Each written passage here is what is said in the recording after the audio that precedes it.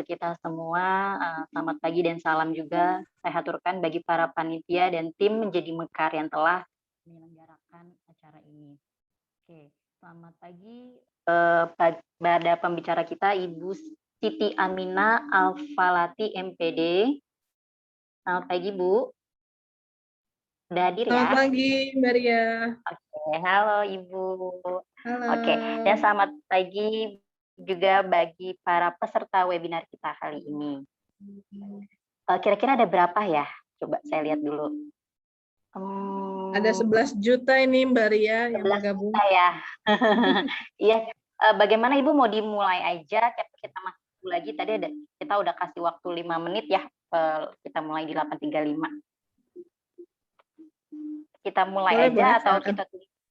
kita tunggu Bu? Kita mulai aja ya. Bebas, boleh, silakan. Oke, bebas ya. Oke, sambil berjalan ya Bu ya. Alhamdulillah, marilah kita panjatkan puji dan syukur kehadirat Allah Subhanahu wa taala yang telah melimpahkan banyak nikmat dan karunia-Nya kepada kita semua sehingga kita diberikan kesehatan, bisa sama-sama mendengarkan dan berkumpul di acara webinar ini. Selawat serta salam kita curahkan kepada Nabi kita Nabi Muhammad SAW dengan rahmatnya juga kita semua bisa sama-sama berkumpul di acara ini. Izinkan saya memperkenalkan diri, saya Ria Noviana Putri yang berperan sebagai moderator kali ini akan mengarahkan jalannya acara. Saya sendiri adalah guru SMA PB Sudirman 1 Bekasi, dulunya lulus dari BKUNJ, angkatannya nggak usah disebut ya, udah terlalu lama, yang akan memandu acara webinar ini. Oke, tema webinar kali ini adalah persepsi percintaan remaja dan dewasa awal. Nah, kebanyakan ini membahas tentang cinta. Pagi-pagi hari Sabtu mendung-mendung kita bahas soal cinta ya Bu ya, semuanya teman-teman. Oke, cinta merupakan tema yang sangat menarik untuk diperbincangkan karena hampir sebagian besar manusia pernah mengalaminya. Setuju? Benar? Halo, apa? Suara saya terdengar ya? Ini duit jajan lupaan. Ini yang mana nih? Anaknya ada. Anaknya ada 2. Itu yang para peserta lain mohon mic-nya dimatikan dulu ya selama acara berlangsung. Iya, nanti boleh dinyalakan ketika nanti sesi tanya jawab ya. Oke. Jadi biar nggak banyak bising. Jadi saya jelaskan dulu peraturan di webinar kita kali ini. Untuk bagi peserta yang mau on cam, silahkan on cam kameranya, dan bagi yang mau bertanya nanti dipersilahkan untuk membuka mic-nya. Tapi ketika pemateri sedang menjelaskan, mohon mic bahwa tema webinar kita kali ini adalah persepsi percintaan remaja dan dewasa awal. Cinta merupakan tema yang sangat menarik untuk diperbincangkan karena hampir sebagian besar manusia pernah mengalaminya. Maka tidak heran jika dari generasi ke generasi orang mencoba mendefinisikan apa itu cinta yang sesungguhnya. Nah, para peserta webinar yang akan menjelaskan dan memaparkan kepada kita apa sih persepsi mengenai cinta itu gitu ya, persepsi cinta sesungguhnya itu seperti apa, kayaknya nggak ada orang yang lebih tepat untuk memaparkan hal itu selain dari pemateri kita kali ini, yaitu Ibu Siti Alfalati MPD. Selamat pagi Bu, sekali lagi. Selamat pagi, Mbak Ria. Alhamdulillah sehat, Mbak Ria sehat? Alhamdulillah. Ibu, saya udah follow IG Ibu, di follow back ya. Tadi udah ya? Sudah saya follow back. Oke. Izinkan saya juga memperkenalkan beliau. Beliau adalah dosen BK di Universitas Ibnu Khaldun Bogor sejak 2017 sampai hari ini, dan menjabat juga sebagai asesor di BAN PAUD PNFI Bandung dari 2019 sampai sekarang. Oke. Ibu Siti juga telah mempublikasikan beberapa jurnal, diantaranya satu, Active Learning Model to Improve Learning Achievement, di tahun 2019 ada juga Career Counseling for Informal Education di tahun 2019 juga, dan di tahun 2020 beliau menerbitkan atau mempublikasikan Social Skills of di SMP Junior di SMP 27. Oke. Para hadirin, berlama-lama lagi, mari kita dengar penjelasan dari Ibu Siti Aminah Al-Falati MPD. Kepada Ibu Siti, kami persilakan. Alhamdulillah, terima kasih Kak Ria. Saya panggilnya Kak Ria aja ya. Ya, boleh. Kak Ria panggil saya, boleh Mbak Aminah, Mbak Siti juga bebas. Oh, ya, kalau aja ya, ibu bukan itu ibu kesannya ya. gapnya kejauhan, takut nanti susah gapainya gitu. Jadi saya panggil Kak Ria, boleh Kak Ati atau iya. Dosennya juga kan masih imut-imut. Iya, benar. Aku takut soalnya ibu kan bu dosen gitu. Enggak, tapi ya udah, oke, dipanggilnya Mbak Siti aja ya. Ya, betul boleh. Tapi kita satu angkatan loh, Kak Ria. Kak Ria kan satu angkatan dengan teman saya, Pak Arga. Iya. Kita satu angkatan tuh ya. Masih Iya, satu iya. leading ya, satu leading ya. Oke. Ketika saya minggu lalu ditawarkan untuk mengisi materi tentang penjelasan mengenai persepsi percintaan remaja dan dewasa awal, itu rasanya senang sekali karena akhirnya saya bisa membagikan pengalaman saya, bagaimana cara saya memaknai arti cinta itu gitu ya. Ini bulan April, bukan bulan Februari, tapi kok nampaknya seperti berbunga-bunga pembahasannya. Kalau sudah masuk ke penjelasan mengenai cinta, biasanya itu maknanya luas sekali. Dan kalau sudah menyebutkan kata cinta, itu biasanya kebahagiaan itu akan terpancar dari orang-orang yang akan membahasnya gitu ya. Termasuk kebahagiaan para peserta webinar pagi hari ini yang akan siap menerima. Sebetulnya saya tidak akan menggurui, saya tidak akan berusaha untuk memberikan materi seperti berkuliah gitu ya. Ini adalah persepsi percintaan remaja dan ya betul, persepsi cinta menurut saya, dan saya akan bagikan cinta saya kepada teman-teman peserta webinar pada pagi hari ini. Oke, awal dari pembahasan ini sebetulnya kita harus mengenal dulu. Boleh di next materinya. Sebelum kita bahas tentang kecinta, sebelum kita bahas apa itu cinta, kita bahas dulu siapa sih itu remaja dan siapa sih dewasa awal. Karena remaja dan dewasa awal ini adalah proses pertumbuhan dan perkembangannya manusia itu sendiri. Jadi kita harus tahu kita tuh ada di posisi mana sekarang. Apakah posisinya sekarang sebagai remaja atau posisinya sebagai sekarang di dewasa awal. Siapa sih itu remaja gitu ya. Jadi kalau menurut WHO di 2018, remaja adalah penduduk yang dalam rentan usia 10 sampai 19 tahun. Nah, teman-teman di sini mungkin ada teman-teman siswa SMP, ada siswa SMA, ada mahasiswa yang mungkin usianya dari 10 sampai 19 tahun. Menurut WHO, mereka masuk dalam kategori remaja. Lalu kalau ada menurut BKKBN itu 10 sampai 18 tahun. Kalau menurut kesehatan Menteri Kesehatan itu 10 sampai 18 tahun. Sementara untuk menurut Badan Kependudukan dan Keluarga Berencana tentang usia remaja, rentangnya agak panjang, itu 10 sampai 24 tahun. Jadi kalau teman-teman ada di usia 10 sampai 24 atau 10 sampai 18 ataupun 10 sampai 19 itu termasuk kategori remaja. Jadi sudah mulai diidentifikasi ya, teman-teman masuk dalam kategori remaja atau dewasa awal gitu ya. Kenapa sih disebut dengan remaja gitu ya? Apa sih sebetulnya remaja itu gitu ya? Remaja itu istilahnya kalau dalam bahasa Inggris namanya adolescence gitu ya. Remaja itu berasal dari kata bahasa Latin adolescens care yang berarti tumbuh menjadi dewasa atau dalam perkembangannya menjadi dewasa.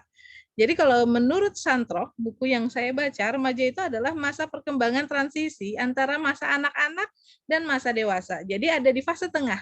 Anak-anak itu teman-teman mungkin ada di fase 5 sampai 10 tahun. Nah, kalau teman-teman sudah di 10 sampai 19 tahun, 10 sampai 24 tahun itu sudah masuknya di fase tengah atau fase remaja yang dimana mencakup perubahan-perubahan berupa biologis, kognitif, dan sosial emosional. Dalam bahasa Inggrisnya itu dikenal seperti yang tadi saya sudah sebut bahwa yang namanya adolescence gitu ya. Kita sudah mengenal remaja, kita sudah mengidentifikasi diri kita ada di kategori apa. Boleh next materinya. Karakteristik remaja. Di sini Santrok menjelaskan ada ciri-ciri utama remaja dalam perubahannya. Yang pertama adalah pertumbuhan fisik. Mungkin teman-teman ketika dulu masih anak-anak itu ada di fase suaranya, kalau laki-laki ya suaranya itu masih imut-imut gitu, nyebutinnya masih sangat lembut. Tapi sekarang ketika sudah masuk fase remaja itu pasti suaranya agak ngebas. Halo, halo gitu. Jadi loh, kok suara saya berbeda gitu ya. Kalau perempuan yang biasanya bulu di ketiaknya tidak ada bulu gitu ya, ketika di fase anak-anak tumbuh menjadi remaja, mulai tumbuh bulu ketiaknya, lalu mulai yang namanya merasakan menstruasi. Nah, itu adalah beberapa pertumbuhan dan perubahan fisik yang pesat, kesadaran diri yang tinggi, dan selalu tertarik untuk mencoba sesuatu yang baru.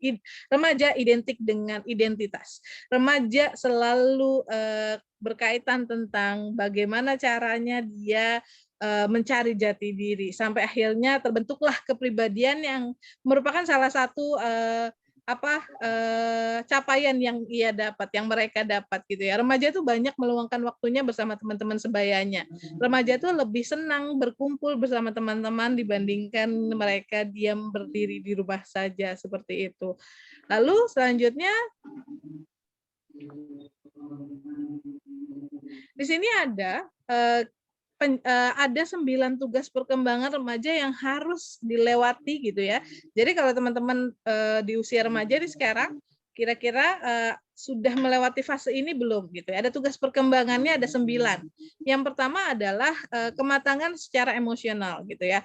Kematangan secara emosional itu adalah di mana teman-teman itu mulai bisa membedakan mana yang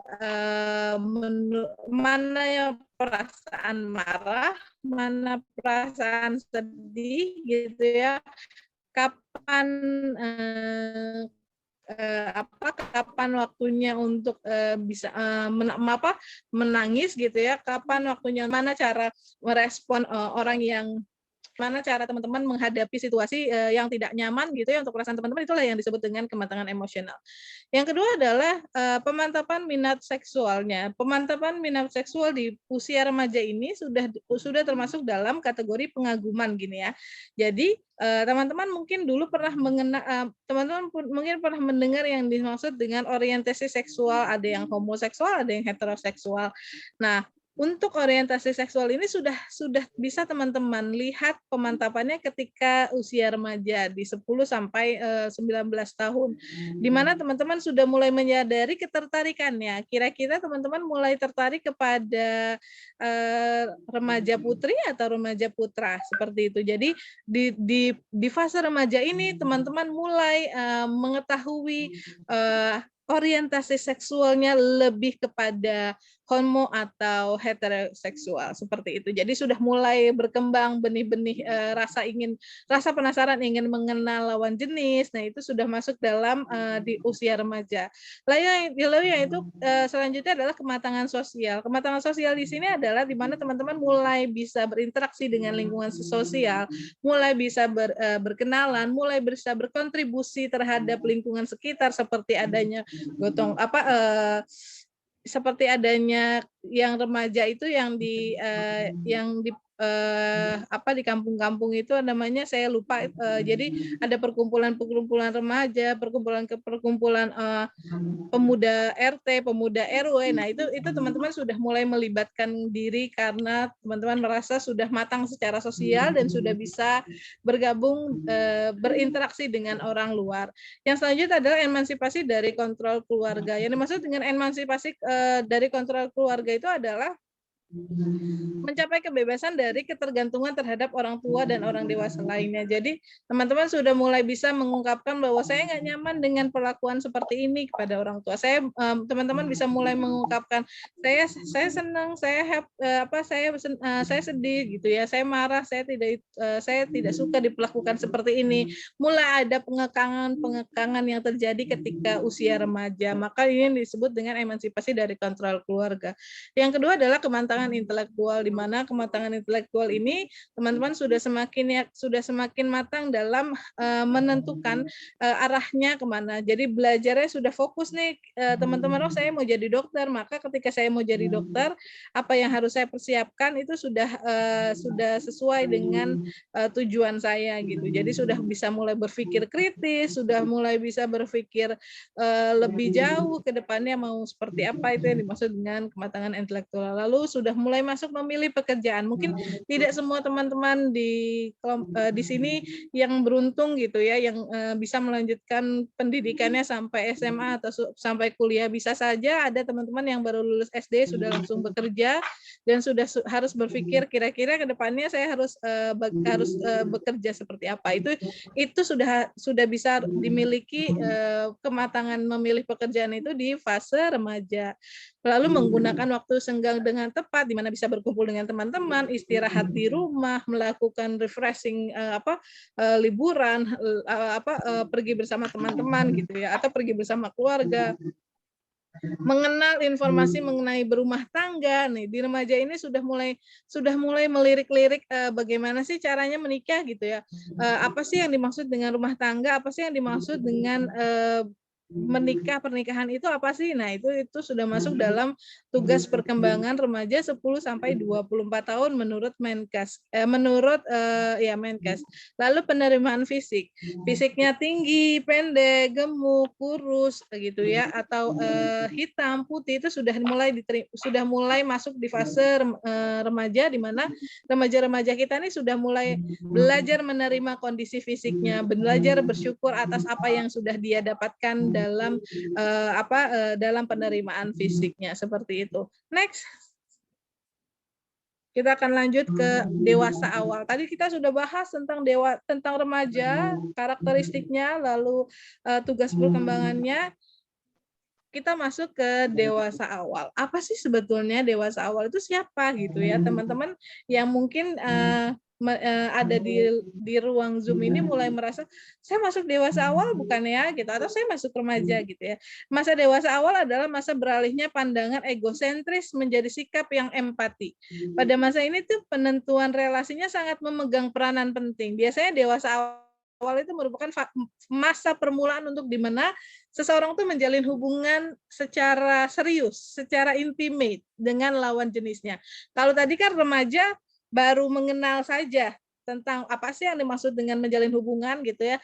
Oh, saya mulai tertarik nih ternyata dengan perempuan ini, saya mulai penasaran dengan perempuan ini. Nah, itu adalah di kategori remaja. Kalau sudah masuk dewasa awal tuh sudah mulai memberanikan diri untuk menjalin hubungan dengan lawan jenis. Jadi kalau kata Harlow, dewasa awal itu awalnya itu ada di usia 18 sampai 40 tahun. Namun secara umum biasanya akan digolongkan dari 20 sampai 40 tahun. Kalau teman-teman ada di usia 20 sampai 40 tahun gitu ya, itu adalah disebut dengan teman-teman itu sudah masuk dalam dewasa awal gitu ya. Nah, kalau tadi teman-teman sudah mulai belajar mengenai mengenal remaja gitu ya, sekarang kita kan mulai mengenai karakteristik dari dewasa awal itu sendiri. Sebetulnya ciri-ciri dewasa awal itu seperti apa sih gitu ya. Nah, yang pertama itu adalah kalau kata Harlock gitu ya, masa dewasa awal adalah sebagai usia yang reproduktif gitu. Kenapa sih disebut dengan reproduktif gitu ya? Masa dewasa awal adalah masa di mana dia ditandai dengan membentuknya sebuah rumah tangga. Nah, pada masa ini khususnya seorang wanita gitu ya, sebelum usia 30 tahun merupakan masa reproduksi yang paling bagus, di mana seorang wanita siap menerima tanggung jawab sebagai seorang ibu. Pada masa ini alat-alat reproduksinya telah mencapai kematangan. Jadi teman-teman yang sudah berusia 20 sampai 30 atau sampai 40 tahun itu sudah dalam fase di mana masa dewasa awal sebagai usia reproduktif gitu. Lalu yang kedua adalah masa dewasa awal sebagai masa bermasalah bermasalah. Kenapa disebut dengan masa yang bermasalah gitu ya? Setiap masa dalam kehidupan manusia pasti mengalami perubahan, sehingga seseorang itu harus melakukan penyesuaian diri. Lalu di dewasa awal ini teman-teman ditantang untuk keluar dari zona nyamannya. Ketika teman-teman ada di zona nyaman A, terus teman-teman merasa lelah, merasa sepertinya butuh perubahan, maka teman-teman harus keluar dari zona nyaman tersebut, sehingga teman-teman tuh butuh penyesuaian diri lagi. Itu akhirnya teman-teman bisa beradaptasi dengan lingkungan sekitar. Dengan demikian juga pada dewasa awal ini, nah seseorang itu harus bisa melakukan kegiatan yang berkaitan tentang interaksi sosial lebih besar cakupannya, lalu bagaimana cara dia menjalin sebuah hubungan yang berkaitan yang dimaksud dengan pernikahan gitu ya, peran dia sebagai orang tua, peran dia sebagai warga negara, peran dia sebagai profesional dalam pekerjaannya itu sudah mulai bergejolak di usia dewasa awal, sudah mulai muncul masalah-masalah itu di dewasa awal. Kalau remaja kan tadi tidak ada yang disebut dengan dia bagaimana cara memikirkan berumah tangga, walaupun ada tugas perkembangannya dia mengetahui informasi berumah tangga, tapi biasanya dewasa awal lah yang mulai sudah masuk ke dimana terjun dalam penyesuaian dengan kehidupan pernikahan. Lalu yang ketiga itu ada masa dewasa awal sebagai masa yang penuh dengan ketegangan emosional. Kenapa masa dewasa awal itu penuh dengan ketegangan emosional? Karena seringkali ditampakkan dalam ketakutan-ketakutan yang berlebih, kekhawatiran-kekhawatiran yang berlebih. Aduh, udah 24 nih, kok belum nikah juga? Aduh, kok 25 nih? Pekerjaan kok nggak stabil juga. Aduh, Sering terjadi ya, Bu. 27. Iya, betul. 27 nih, kok saya masih sendiri aja, saya kok gini-gini aja, yang lain udah ngurusin anak, kok saya tiktokan aja gitu ya.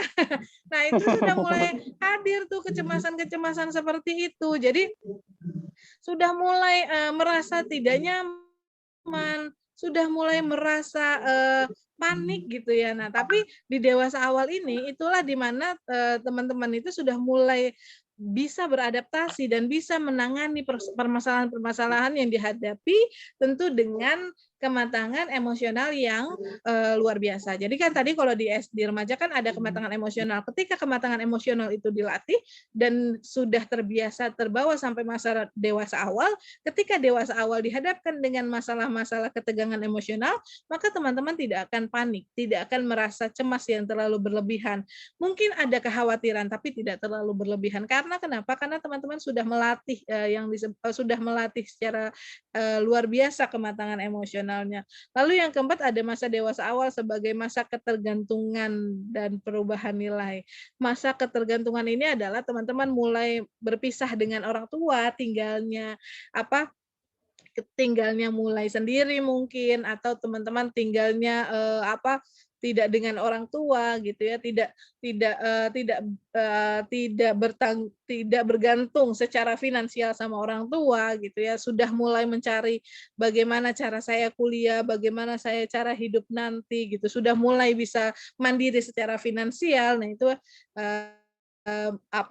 masa di mana dewasa awal ini sebagai masa ketergantungan dan perubahan nilai-nilai. Jadi teman-teman tuh yang tadinya tinggal di rumah sama orang tua, mempunyai nilai-nilai A, B, C, D gitu ya, yang dimana nggak boleh keluar malam misalnya gitu ya, ketika waktu masih remajanya nggak boleh main sampai maghrib, harus ini, harus ini. Ketika teman-teman keluar dari rumah, teman-teman mulai membentuk nilai-nilai yang dipercaya bahwa nilai-nilai itu membawa kebaikan untuk kehidupannya teman-teman, entah dalam hidup sendiri atau dengan hidup berumah tangga seperti itu. Oke, gitu ya. Tadi kan kita sudah mengenal, oh itu yang disebut dengan remaja, oh itu yang disebut dengan dewasa awal gitu ya. Itu berarti kan teman-teman sudah mulai mengidentifikasi gitu sedikit demi sedikit. Nah, ada lagi sebetulnya yang harus kita bahas. Tadi di remaja ada tugas-tugasnya. Terus sekarang kita juga harus paham tugas-tugas dewasa awal gitu ya. Seperti apa sih tugas-tugasnya? Ada yang pertama adalah memilih teman hidup. Memilih teman hidup di sini teman-teman mulai screening gitu ya, mulai kalau istilahnya di HRD itu adalah open recruitment gitu ya, membuka lowongan untuk siapapun yang mau menjadi calon suami gitu ya. Nah, itu mulai dibentuk tuh, mulai ada cara atau trik-trik bagaimana cara memilih teman hidup gitu. Nah, ini harus dilakukan oleh teman-teman dewasa awal ketika sudah masuk dewasa awal dan teman-teman sudah mulai mengerjakan tugas-tugasnya. Yang kedua adalah belajar hidup dengan suami dan istri. Ketika teman-teman sudah mulai tahap memilih teman hidup gitu ya, oke, saya memilih kamu gitu, I choose you gitu ya. Nah itu sudah, ketika sudah dipilih lalu belajarlah hidup dengan suami dan istri. Bagaimana cara menjadi istri, bagaimana cara menjadi suami gitu ya.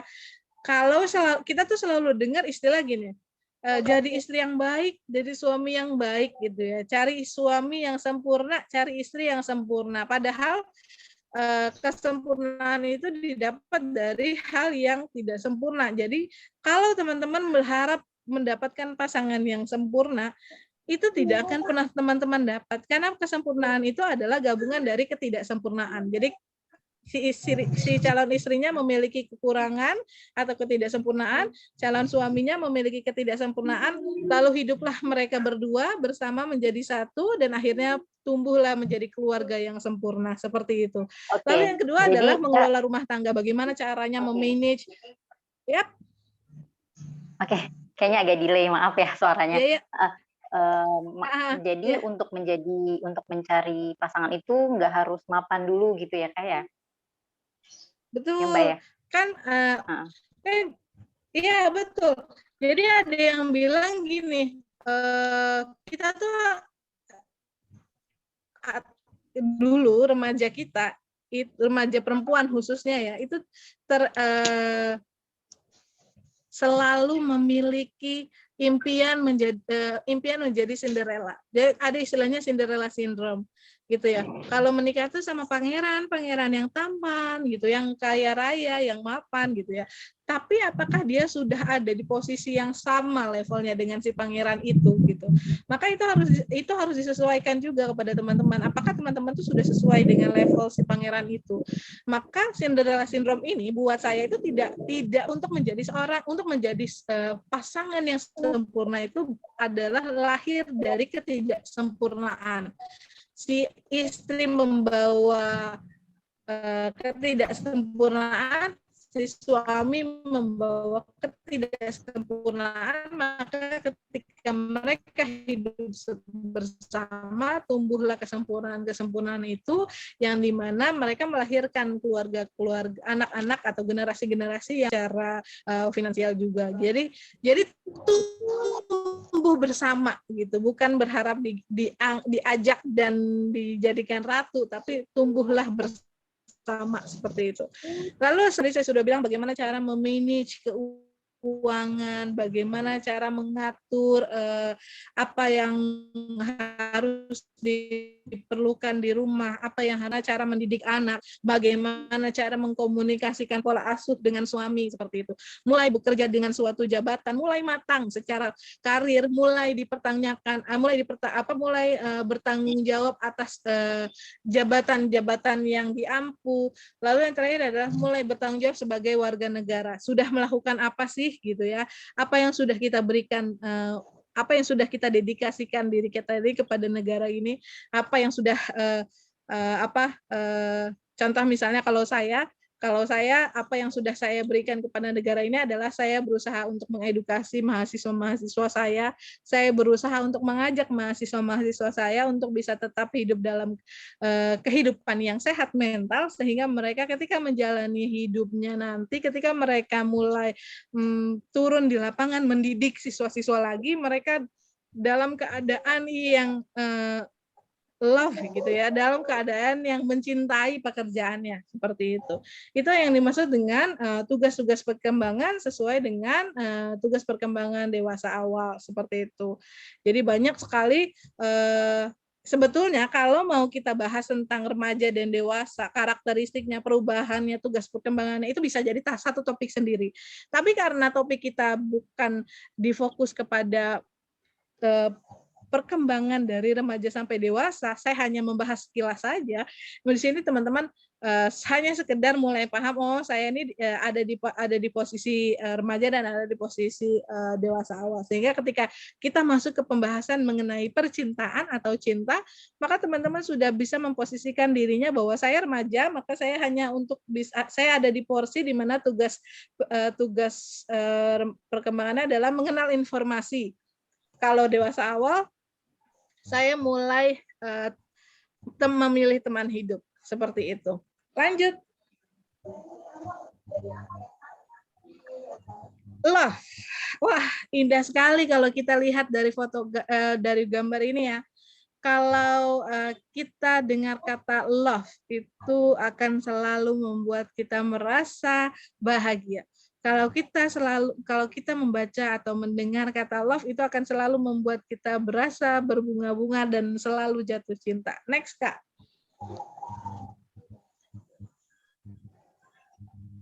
Cinta selalu identik dengan relationship.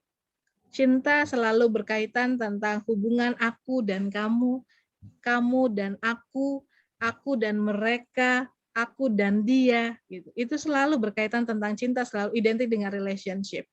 Cinta adalah yang selalu kita dengar identik dengan kata memberi. Memberi dan menerima, take and give gitu ya. Cinta itu selalu indah kita jalani, tapi selalu sulit untuk bisa kita pahami. Next, Kak, untuk slide selanjutnya.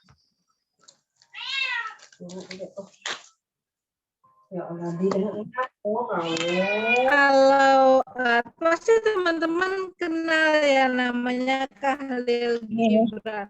Khalil Gibran ini adalah teori cinta yang banyak banget atau yang gampang sekali untuk teman-teman cari. Jadi kalau kata Khalil Gibran, cinta adalah keindahan sejati yang terletak pada keserasian spiritual.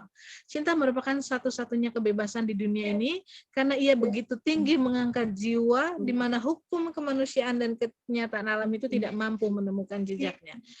Ada salah satu teori yang sangat saya suka gitu ya.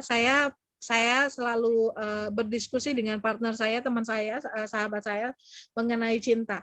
Kita punya salah satu teori yang sama gitu ya, yang masuk dalam definisi cinta itu sendiri kepada diri masing-masing. Jadi saya suka banget teorinya Erich Fromm gitu ya. Jadi kalau kata Erich Fromm ini, cinta adalah kekuatan aktif yang merobohkan tembok pemisah antar manusia dan sesamanya, yang menyatukan manusia dengan sesamanya. Lalu terdapat paradoks dalam sebuah cinta itu yang dimana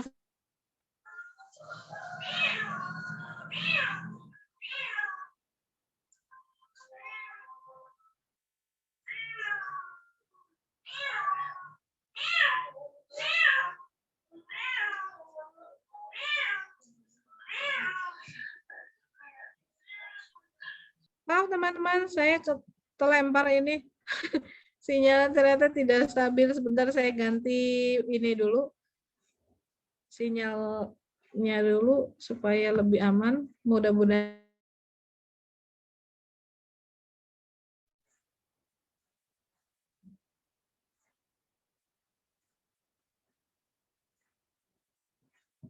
Oke, jadi kalau kata Erich Fromm itu adalah fenomena di mana cinta itu adalah fenomena di mana dua insan menjadi satu namun tetap dua. Dua insan menjadi satu namun tetap dua. Itu yang luar biasa yang saya kagumi. Kenapa saya akhirnya menjadikan teori Erich Fromm ini salah satu panduan dalam hidup saya, di mana cinta itu adalah kan gini, cinta itu selalu identik dengan take and give, memberikan dan menerima gitu ya. Jadi Erich Fromm itu punya teori yang dimana kata memberi itu sering disalahartikan, yang dimana kita tuh selalu salah dengan makna memberi. Orang-orang semua paham tentang take and give, tapi orang-orang tidak paham tentang memberi itu sendiri.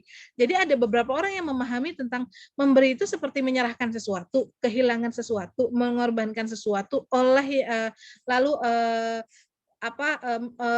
mengkerahkan seluruh hidupnya. Nah, itu yang disebut dengan memberi untuk orang-orang yang memiliki karakter reseptif, eksploitatif, dan menimbun. Tapi untuk kita yang paham betapa agungnya cinta itu sendiri, betapa cinta itu adalah hal yang sangat membahagiakan, gitu ya. Untuk orang-orang yang memiliki pribadi yang produktif, gitu ya, untuk yang memiliki kematangan sosial yang baik, kata memberi itu bukan sesuatu yang menyebalkan atau menjengkelkan gitu ya, seperti yang tadi saya sudah sebutkan. Jadi memberi itu bukan menyerahkan sesuatu, tapi bukan kehilangan sesuatu, tapi adalah pengalaman akan potensi dan vitalitas manusia yang menghasilkan kegembiraan itu luar biasa. Jadi kalau untuk teman-teman yang merasa bahwa termasuk dalam kategori pribadi yang produktif, memberi itu adalah perwujudan yang paling nyata dari sebuah kata cinta gitu. Jadi memberi adalah kebahagiaan. Kalau kata Eric Fromm, take and give yang dimaksud adalah memberi itu adalah sebuah kebahagiaan. Jadi apapun yang kamu berikan untuk orang terkasih kamu, apapun yang kamu serahkan ke orang yang terkasih kamu, itu adalah kebahagiaan yang kamu jalani juga. Seperti itu. Jadi bukan menyerahkan secara terpaksa, bukan menjalani secara terpaksa, tapi adalah menyerahkan secara benar-benar kamu ikhlas memberikannya, benar-benar kamu bahagia memberikannya, seperti itu. Jadi kamu memberikan kebahagiaan sama pasangan kamu memberikan perlindungan kepada pasangan kamu memberikan cinta yang begitu melimpah kepada pasangan kamu, itu pemberian secara bahagia, bukan pemberian secara terpaksa. Lalu menerimanya tuh bukan menerima yang secara ada kata harapan di balik itu. Jadi ketika saya memberi cinta kepada orang ini, maka saya berharap orang ini akan memberikan cinta kembali kepada saya. Gitu. Jadi yang dimaksud dengan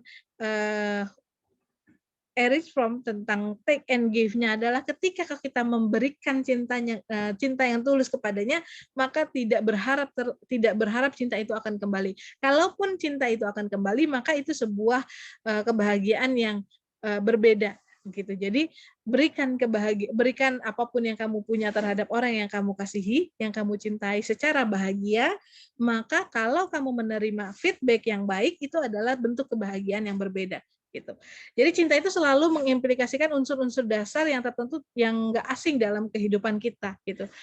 Kita tuh selalu dengar gini, kalau kita berbicara tentang cinta, itu akan selalu pasti nih ya berkaitan tentang perhatian, tanggung jawab, rasa hormat sama pengetahuan.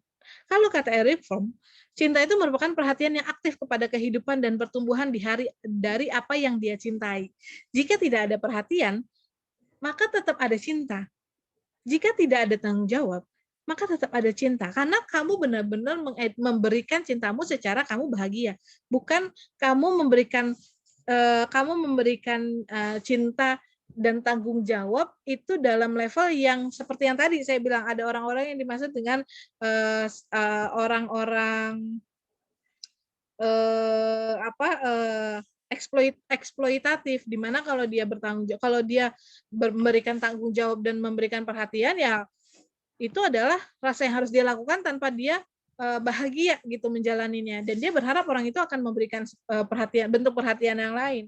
Jadi Fromm itu mengungkapkan bahwa rasa hormat yang berarti rasa peduli gitu ya sama orang yang kamu kasihi, yang tumbuh berkembang sebagaimana adanya diri kamu sendiri dengan caranya sendiri, bukan demi orang lain, bahkan orang yang kamu mencintai. Seperti itu.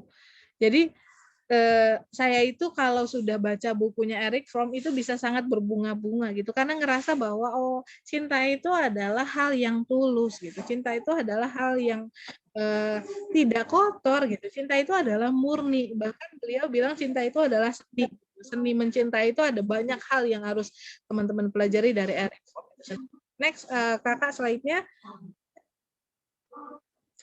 Dari Eric Fromm akhirnya saya paham gitu ya apa yang dimaksud dengan objek cinta. Jadi Eric Fromm itu membedakan objek cinta itu ada cinta sesama, cinta ke ibu, cinta erotis, cinta diri sendiri, ada cinta kepada Allah. Jadi Eric Fromm itu membagi-bagi bentuk cintanya. Mungkin teman-teman selama ini belajar bahwa ya udah cinta saya itu satu gitu. Cinta saya ke pasangan, cinta saya ke Allah, cinta saya ke ibu, cinta saya ke diri sendiri, cinta saya ke teman, sahabat gitu ya, lalu cinta saya ke ayah, cinta saya ke binatang peliharaan. Itu teman-teman taunya cinta itu adalah satu, tapi kalau Erich Fromm itu membagi cinta itu menjadi 5. Yang pertama adalah kita bahas cinta sesama. Cinta sesama ini bukan cinta sesama jenis, melainkan cinta kita terhadap orang-orang di sekitar kita. Cinta kita yang dimana cinta yang kita berikan kepada orang-orang yang membutuhkan pertolongan kita. Cinta yang kita berikan kepada orang yang berharap yang bukan berharap, tapi lebih ke orang yang tidak berdaya, orang yang butuh bantuan, orang yang orang yang jauh dari kita, tapi kita bisa dekat dengan hatinya karena kita bisa membantu dia. Itu adalah yang dimaksud dengan cinta sesama. Contoh teman-teman lagi naik kereta gitu ya, atau teman-teman lagi jalan di sebuah tempat rekreasi, teman-teman melihat ada pengemis jalan, lalu teman-teman tidak ternyata mulai terenyuh dengan pengemis itu dan mulai merasa bahwa empatinya ada rasa empati dan simpatinya tumbuh gitu ya. Ketika teman-teman membantu, teman-teman merasakan kebahagiaan yang luar biasa, itu yang disebut dengan cinta kepada sesama. Jadi kalau teman-teman merasa masa saya cinta sama pengemis, masa saya cinta sama pemulung, bukan cinta secara romansa atau erotis, tapi adalah cinta sesama yang dimana kita bisa berbagi kebahagiaan kepada mereka, kita bisa berbagi kebaikan kepada mereka, kita bisa berbagi cinta yang kita miliki kepada mereka sehingga mereka tidak merasa kekurangan cinta dari siapapun itu, seperti itu. Yang kedua adalah cinta ibu. Cinta ibu itu adalah di mana biasanya ini ditujukan kepada seorang anak dan ke ibunya karena merasa bersyukur ibunya sudah melahirkan dia ke dunia dan akhirnya dia tumbuh menjadi anak yang luar biasa.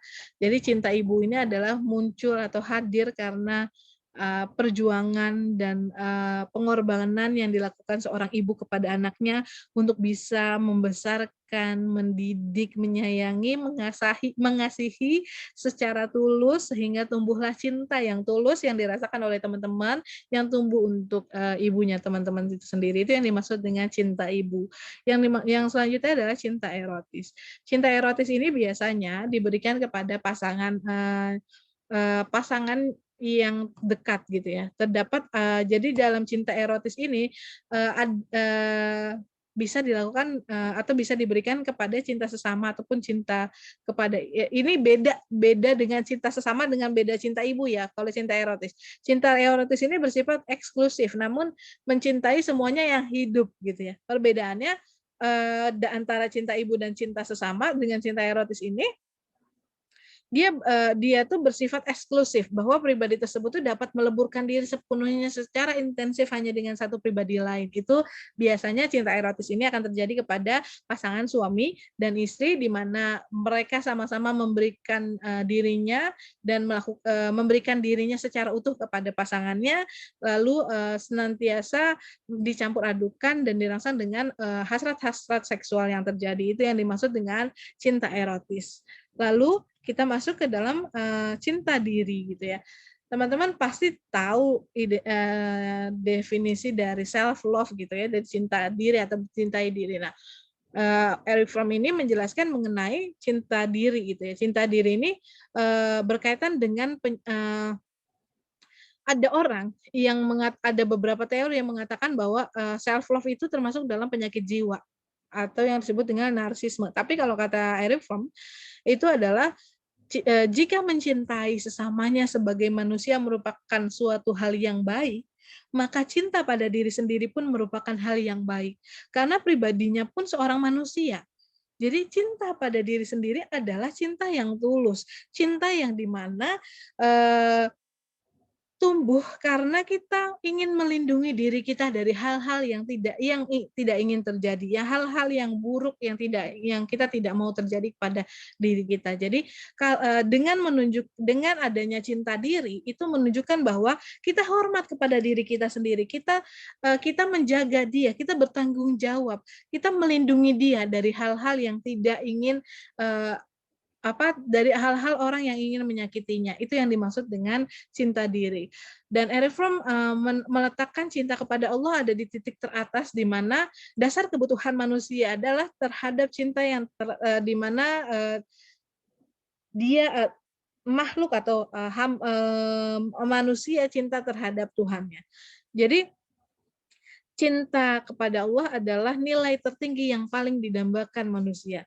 Makna spesifik itu bisa terjadi karena ketika kita sudah ada di tahap mencintai Allah dengan makna yang berbeda gitu ya, atau nilai yang teman-teman tanam yang mempercayai bahwa ketika kita mencintai Allah itu adalah level tertinggi dalam kehidupan manusia, maka teman-teman percaya bahwa serahkan kebahagiaan, serahkan cinta yang tulus kepada Allah karena Dia sudah menghadirkan pada Tuhan ya, karena Dia sudah menghadirkan kita di sini dan kita sudah memberikan kesempatan kita bisa menghirup nafas dan mendapatkan hal-hal yang di luar dari prediksi kita. Maka cinta kepada Allah adalah level cinta tertinggi yang ditujukan kepada yang dibuat oleh Erich Fromm itu sendiri. Maksudnya jadi Erich Fromm memisahkan 5 objek itu, maka cinta kepada Tuhan adalah cinta yang paling level atas. Jadi level ikhlasnya udah paling atas, level kebahagiaannya udah paling atas, level berserah dirinya udah paling atas. Berbeda dengan cinta sesama, cinta ibu, cinta erotis, dan cinta diri. Seperti itu. Lalu kita masuk ke dalam, kalau tadi kan penjelasannya tentang Erich Fromm. Nah, sekarang kita masuk ke dalam penjelasan dari teori segitiga cintanya Sternberg gitu ya. Kenapa kita bahas tentang teori segitiganya Sternberg gitu ya? Karena di sini saya mau menjelaskan sebetulnya ada beberapa hal yang berkaitan tentang cinta gitu ya. Jadi teori segitiganya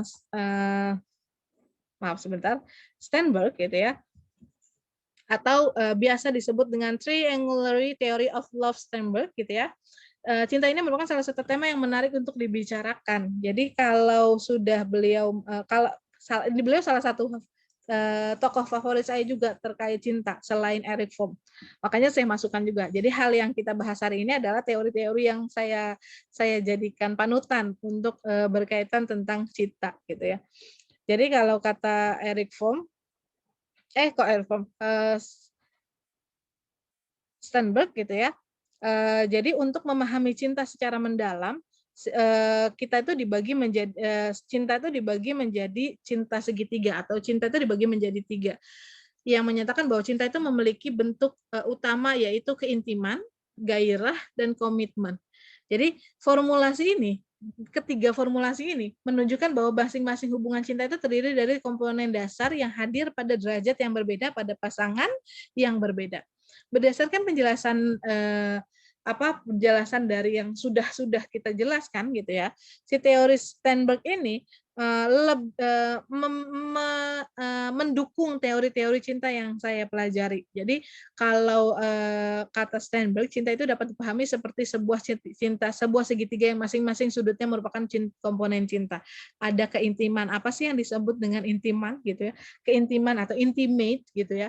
Jadi keintiman itu merupakan kedekatan yang dirasakan oleh kedua orang. Jadi A si B merasakan kedekatan satu sama lain, merasa adanya setrum gitu ya, adanya tarik menarik gitu ya, yang akhirnya muncul sebuah keintiman yang membuat mereka akhirnya bisa saling jatuh cinta satu sama lain. Biasanya keintiman ini selalu memiliki kedekatan emosional yang sama. Kedekatan emosional yang luar biasa besarnya. Nah, dorongan ini tuh membuat si A dengan si B ini akhirnya menjalin hubungan lebih dekat dan akhirnya saling menghargai, menghormati, lalu saling berbagi kehangatan dan mempercayai satu sama lain. Itu yang dimaksud dengan keintiman itu. Lalu yang disebut adalah yang selanjutnya itu adalah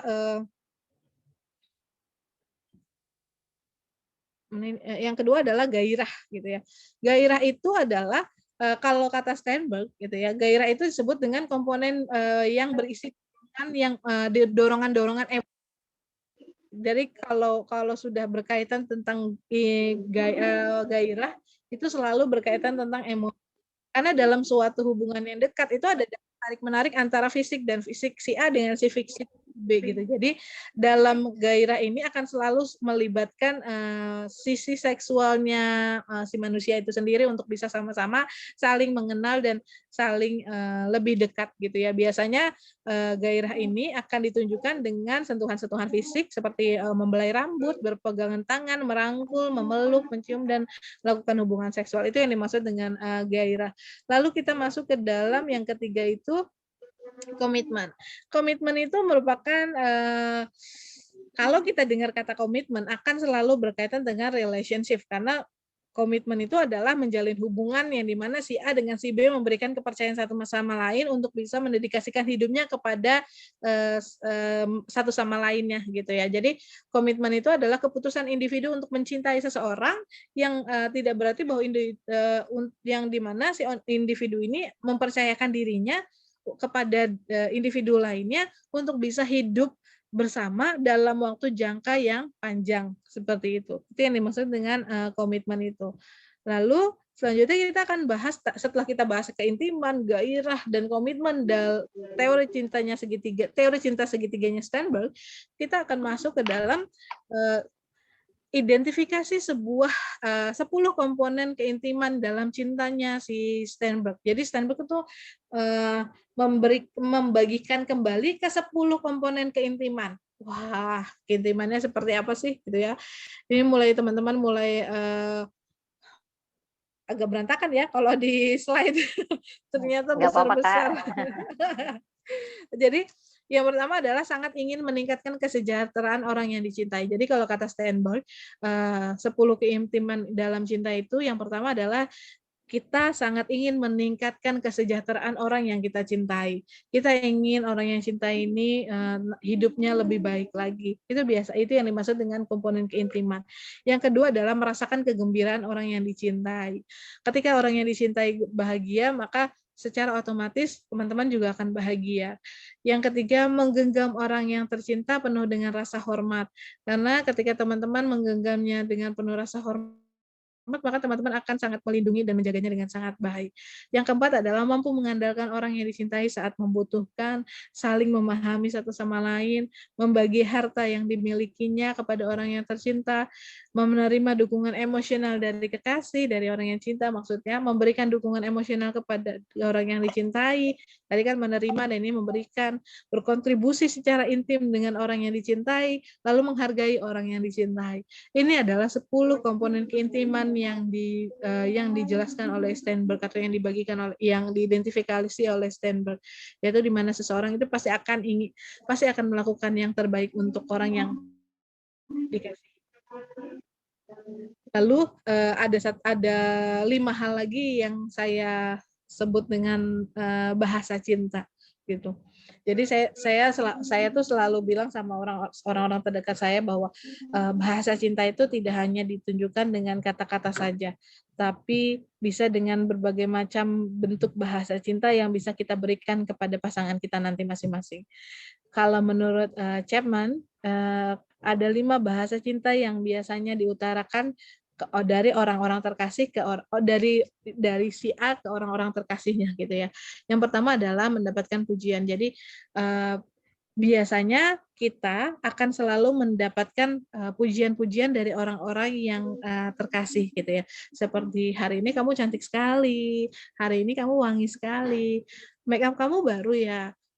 Kenapa sih kamu senyumnya manis banget hari ini gitu. Itu adalah kalimat-kalimat affirmation yang word of affirmation di mana dapat menumbuhkan cinta di satu sama lain masing-masing individu itu sendiri. Itu yang disebut itulah kenapa word of affirmation ini masuk dalam 5 bahasa cinta. Yang kedua adalah ya. Bedanya afirmasi sama gombal apa? Bedanya afirmasi dengan gombal. Biasanya ketulusan dilihatnya. Kalau gombal itu kamu cantik sekali sih sayang gitu ya. Mau enggak gitu.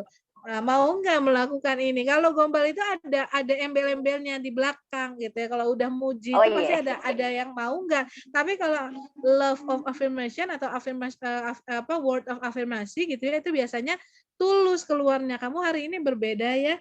Kamu hari ini makan apa? Hari ini kamu bagaimana kabarnya gitu. Apakah kamu bahagia hari ini? Karena kalau sudah kita bahas tentang word of affirmasi itu udah nggak ada di belakangnya kamu mau nggak gitu ya, itu beda sekali dengan gombal. Yang kedua adalah menghabiskan waktu bersama dengan pasangan, quality time. Quality time itu adalah bentuk bahasa cinta yang berbeda dari bahasa-bahasa tadi yang bahasa-bahasa pujian gitu ya. Kamu pergi berdua dengan pasangan kamu, manfaatkan waktu berdua dengan pasangan kamu, menghabiskan waktu berdua, berbagi kasih, berbagi cinta, lalu ini khusus yang sudah menikah ya, nanti akan saya jelaskan bagaimana, itu akan saya jelaskan di materi lain apa sebetulnya batasan-batasan untuk yang belum menikah gitu ya. Jadi menghabiskan waktu bersama dengan pasangan, bisa berbulan madu yang kedua, ketiga, keempat, kelima, atau bisa menjalani hubungan dan lain-lain. Yang ketiga adalah mendapatkan bantuan dari pasangan, act of service. Jadi ketika teman-teman mendapatkan kesulitan, maka akan selalu ada orang jadi orang nomor satu yang akan selalu membantu teman-teman. Itu adalah bahasa cinta yang diutarakan oleh pasangannya teman-teman. Secara tidak kalimatnya walaupun tidak keluar, tapi itu adalah ketika dia menjadi orang satu-satunya akan memberikan bantuan kepada teman-teman, itu adalah bentuk bahasa cintanya. Yang keempat adalah memperoleh hadiah atau receiving gift. Biasanya dalam hubungan itu antara si A dan si B gitu ya, atau suami dan istri itu akan selalu memberikan pasangan satu sama hadiah untuk bisa membahagiakan pasangannya saat masing-masing. Yang kelima adalah menerima sentuhan fisik atau physical touch untuk menambah cinta yang mengupgrade dan menambah cinta yang diberikan kepada pasangannya masing-masing gitu. Itulah yang tadi saya bisa di next kali ya Mbak ya. Ya. Iya. Minta tolong. Itulah yang dimaksud dengan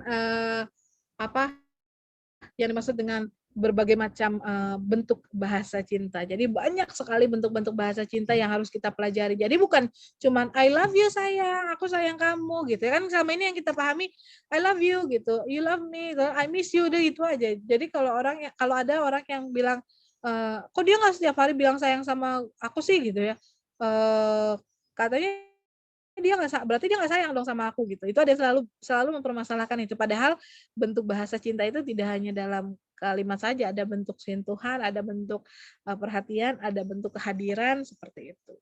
Ini slide-nya bisa di next ya, karena sudah berganti tadi. Oke, next lagi. Karena tadi kita sudah bahas tentang cinta gitu ya. Seperti yang sudah saya tuliskan di atas bahwa cinta itu selalu berkaitan tentang relationship atau pacaran gitu ya. Sebetulnya apa sih yang dimaksud dengan pacaran gitu ya atau relationship gitu ya? Pacaran adalah menjalankan suatu hubungan di mana dua orang bertemu dan melakukan serangkaian aktivitas bersama agar dapat saling mengenal satu sama lain. Kalau kata Gins, pacaran itu adalah hubungan antara dua orang yang lawan jenis yang dimana mereka memiliki ketertarikan emosi satu sama lain dan hubungan ini didasari karena adanya perasaan-perasaan tertentu dalam hatinya masing-masing. Jadi sebetulnya definisi-definisi pacaran yang saya dapatkan, yang saya baca itu selalu menekankan bahwa pacaran itu adalah serangkaian aktivitas untuk mengenal satu sama lain. Mengenal satu sama lainnya itu adalah bentuk misalnya apakah orang ini suka makan jengkol atau tidak gitu ya. Itu kan dikenali tuh. Apakah orang ini suka makan daging rendang atau tidak? Apakah orang ini suka pedas atau tidak? Apakah orang ini kalau lagi marah ngamuk-ngamuk atau tidak gitu ya. Kenalinya itu kenali bagian luarnya, bukan kenali secara keseluruhan bagian dalamnya. Artinya kalau teman-teman berpacaran itu kenali bentuk komunikasinya, kenali bagaimana dia ketika marah, kenali bagaimana ketika dia sedih, kenali bagaimana ketika sedang dia mau mendapatkan masalah, seperti itu. Itu adalah yang dimaksud dengan pacaran, yaitu mengenali satu sama lain. Yang next slide-nya Kak.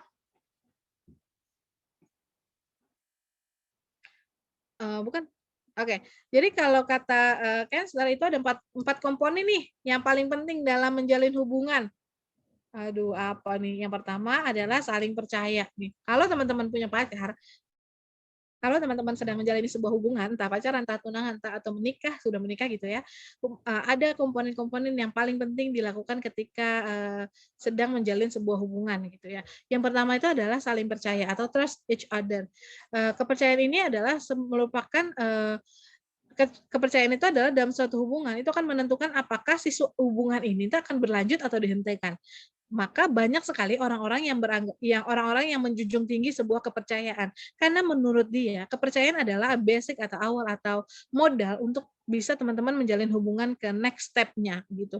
Karena kalau sudah kepercayaannya ini dihancurkan, biasanya teman-teman akan mulai berpikir bahwa dia saja sudah mengingkari kepercayaan ini dan sepertinya dia tidak bisa menjalin hubungan menjadi lebih serius. Karena biasanya kepercayaan ini akan dijadikan pondasi utama untuk menjalani hubungan. Kepercayaan ini meliputi pemikiran-pemikiran kognitif individu tentang apa yang sedang dia lakukan oleh pasangannya.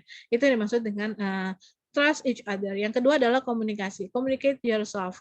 Komunikasi ini merupakan dasar dari terbitnya suatu hubungan. Tadi sudah di level up itu kepercayaan. Yang kedua adalah komunikasi. Bentuk komunikasi apa yang teman-teman lakukan kepada pasangan teman-teman, apakah ada feedback-nya, apakah ada timbal baliknya komunikasinya atau hanya komunikasi satu arah. Kalau teman-teman memiliki pasangan yang biasanya komunikasinya satu arah gitu ya, nah itu biasanya itu sudah tidak sehat. Karena untuk bisa membangun sebuah hubungan yang sehat, itu bentuk komunikasinya harus ada feedback atau harus ada responnya. Jadi tidak hanya satu arah tapi dua arah bentuk komunikasinya. Yang ketiga adalah keintiman. Keep the romance alive. Keintiman merupakan perasaan yang dekat terhadap pasangan. Jadi kalau teman-teman, jadi kan tadi sudah ada saling percaya, ada komunikasi, ada keintiman. Tapi kalau teman-teman nih dekat nih sama gebetan, teman-teman udah sampai saling percaya sama komunikasi, tapi nggak ada keintiman, nggak ada sampai ke level keintiman itu, maka biasanya itu tidak akan masuk ke level, tidak akan naik ke next step selanjutnya. Biasanya hanya akan berhenti di sebagai pertemanan aja gitu. Maka mungkin biasanya itu ada yang kasus-kasus friendzone atau kasus-kasus ghosting itu terjadi karena biasanya teman-teman udah mulai gini nih, udah komunikasi gue lancar, gue udah percaya sama dia gitu kan. Tapi biasanya keintimannya itu nggak ada. Nah itu biasanya orang-orang akan mulai pergi di keintiman itu gitu ya, akan mulai bukan pergi, maksudnya gini, orang yang merasa ada keintiman akan bertahan, tapi kalau orang yang dua orang ini tidak merasakan keintiman, yang satu biasanya pergi, yang satu tetap bertahan dan merasa di-ghosting, seperti itu. Yang keempat adalah meningkatkan komitmen.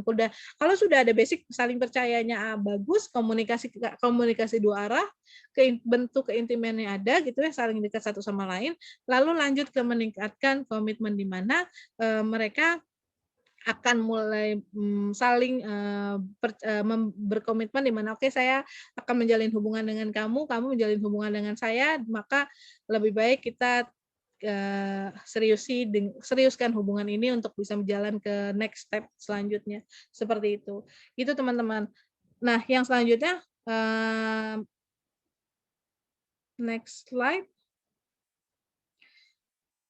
Nah, dampak positif dan negatif pacaran bagi remaja. Jadi ada banyak hal yang kita harus ketahui juga sebetulnya.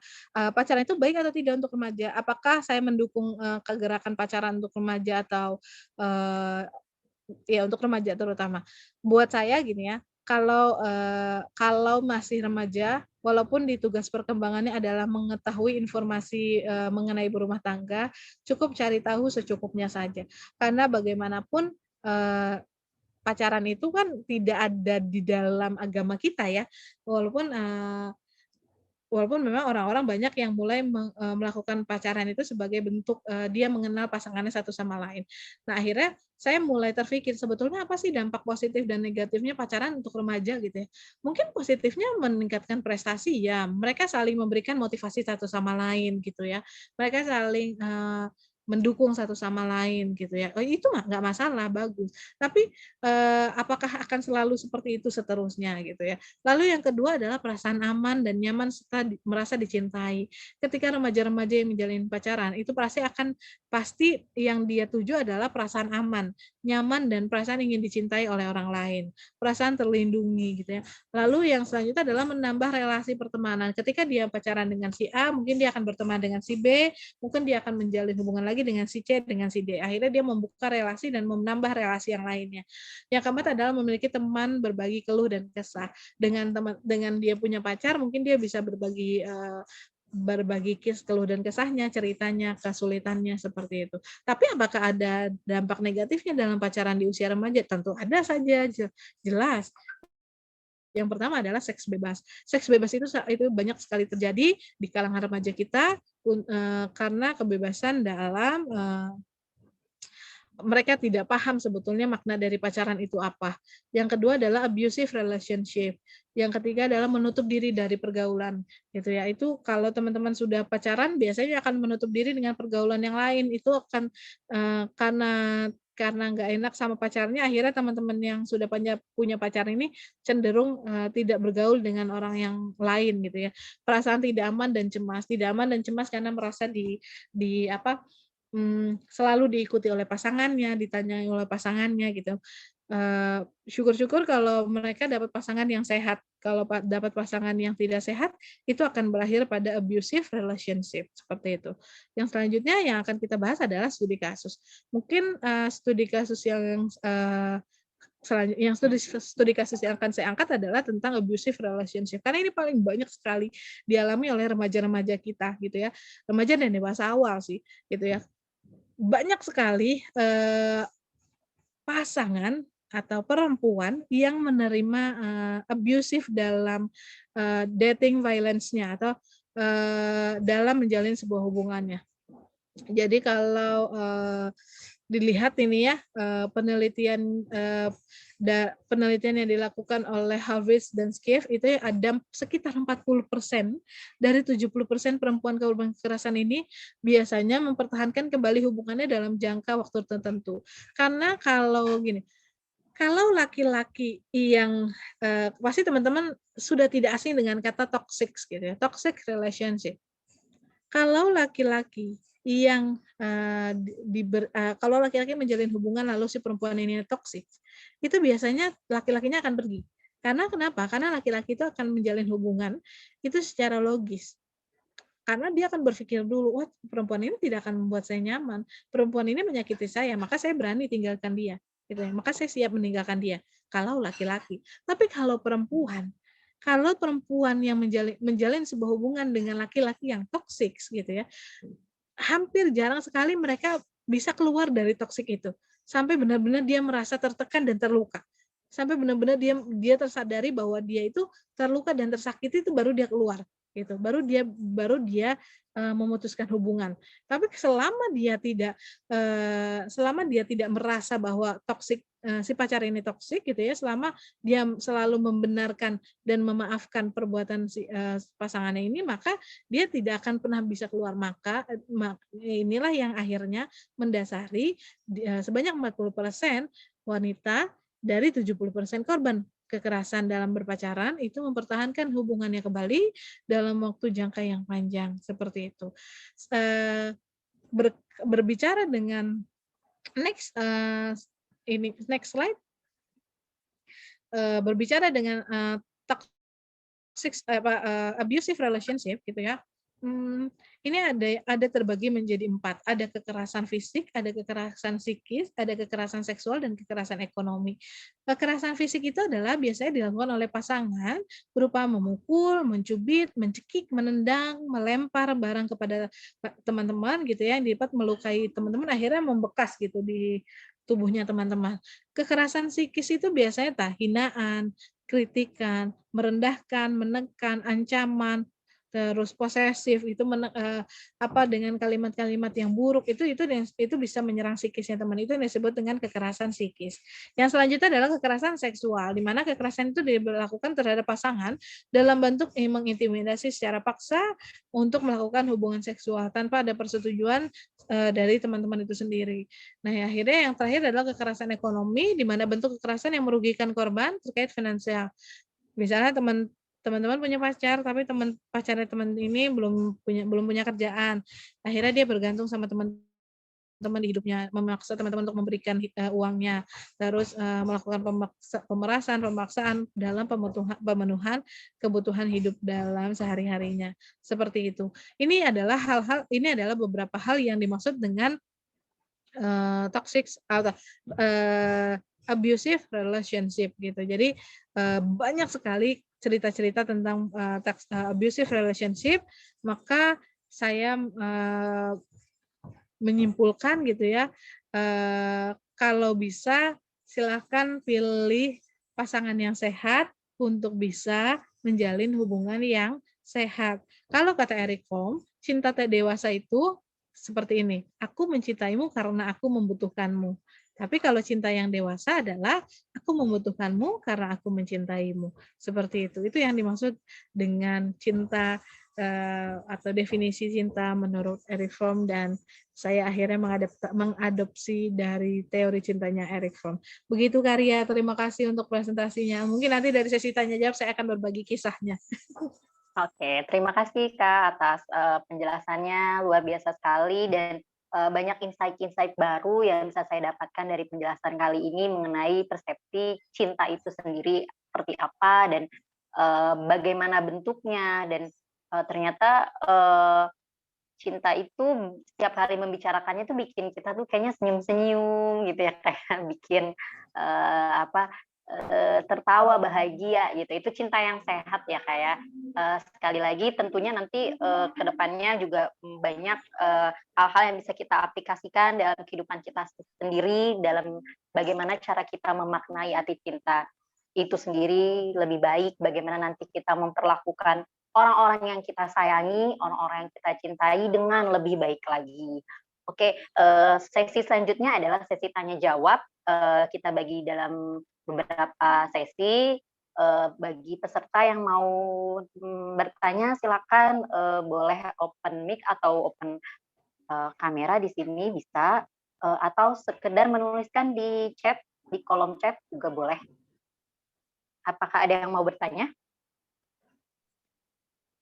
Saya kasih waktu ya untuk para peserta untuk menanyakan kepada Mbak Siti Aminah mengenai persepsi cinta itu sendiri. Silahkan, ada yang mau bertanya? Oke, sambil menunggu tadi yang bertanya, saya mau nanya nih Kak, beberapa pertanyaan, beberapa kayak udah banyak nih. Oke, Kak, yang pertama, bagaimana misalnya tadi sempat disinggung mengenai remaja di posisi remaja sudah mulai menentukan bagaimana dengan ketertarikan, apakah dengan sesama jenis atau dengan lawan jenis gitu ya Kak. Nah, bagaimana jika memang bagaimana sikap kita gitu jika melihat teman atau murid lah. Kalau saya sendiri sebagai guru BK, perannya bagaimana ketika saya melihat dan mengetahui bahwa murid saya ini ternyata orientasinya itu menyukai sesama jenis. Itu kalau misalnya saya sebagai guru BK. Nah, kedua, kalau misalnya melihat teman saya, jadi posisinya ketika saya sebagai guru BK dan bagaimana ketika saya sebagai posisinya sebagai teman, gitu Kak. Oke. Kalau ada di posisi konselor gitu ya, guru BK itu pasti akan berkaitan tentang genuine atau apa adanya, karena seperti yang sudah kita pelajari dulu, konselor itu diwajibkan untuk mempelajari mengenai multikultur gitu ya, mempelajari tentang perbedaan-perbedaan itu, dan bahkan konselor itu harus netral senetral-netralnya, bahkan tidak diperkenankan untuk judgement kepada siapapun, baik kepada klien ataupun non klien seperti ya. Jadi kalau menurut saya apa yang harus kita lakukan ketika kita menemukan siswa yang memiliki orientasi seksualnya homo gitu ya, homoseksual, maka terima saja dia sebagai individu gitu ya, individu yang seutuhnya, karena pada dasarnya dia juga sama-sama seperti kita, sama-sama manusia, sama-sama butuh penerimaan secara baik gitu ya, tanpa menjudgment dia, tanpa menghakimi dia terhadap apa yang dia pilih.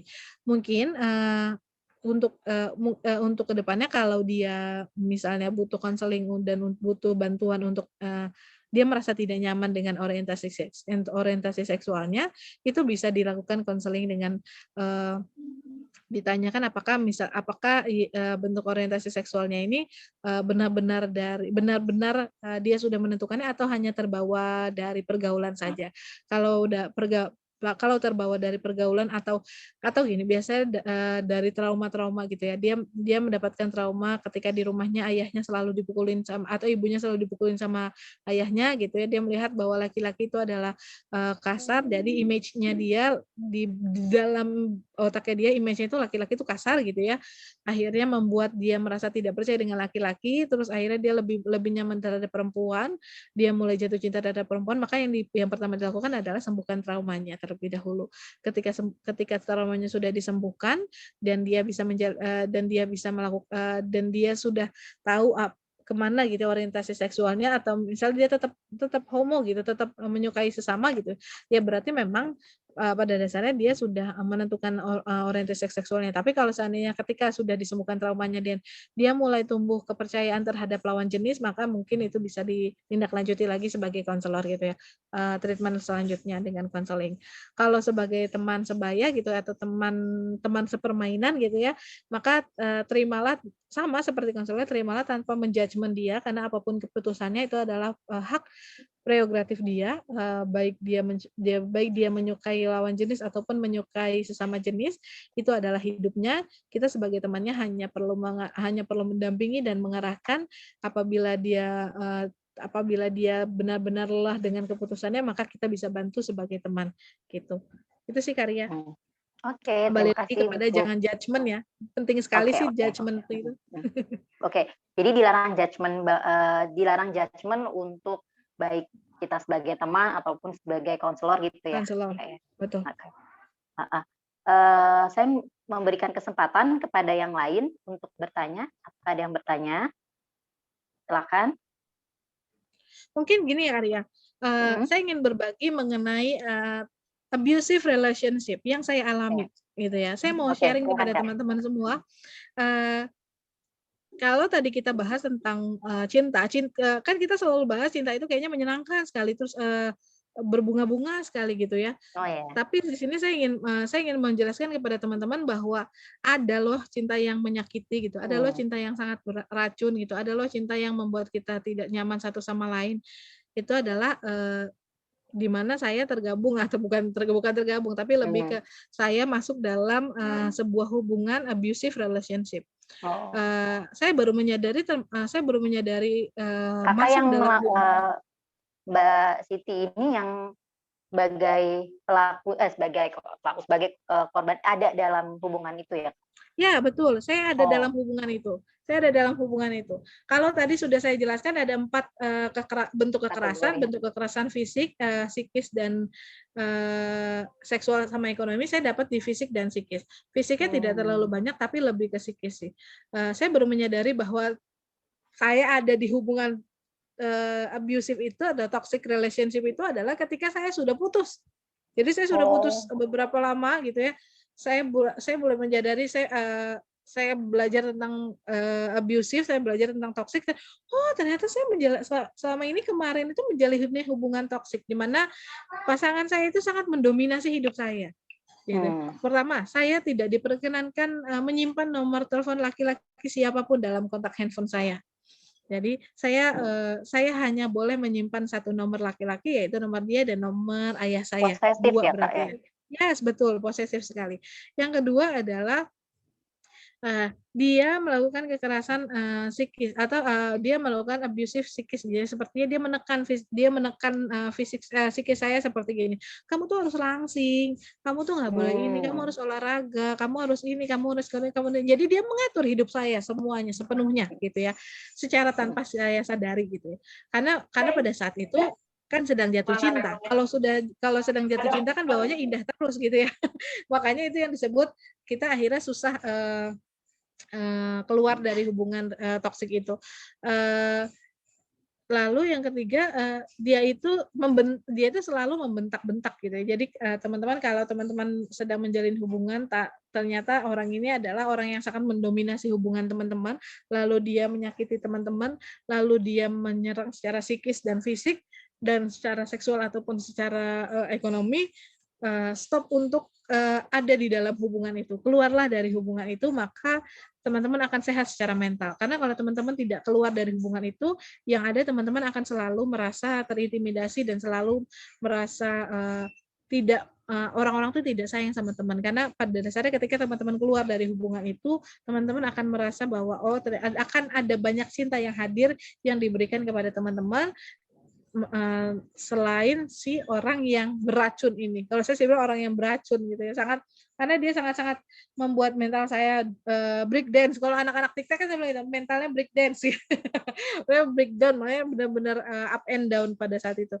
Dan saya menjalani hubungannya selama 6 bulan, tapi akhirnya saya bisa melewati itu dengan sangat baik, dan sekarang sudah sehat secara mental karena sudah berjalan 6 tahun yang lalu hubungan yang tidak sehat itu gitu. Oke, bagaimana cara keluarnya, Mbak, bisa pada saat itu?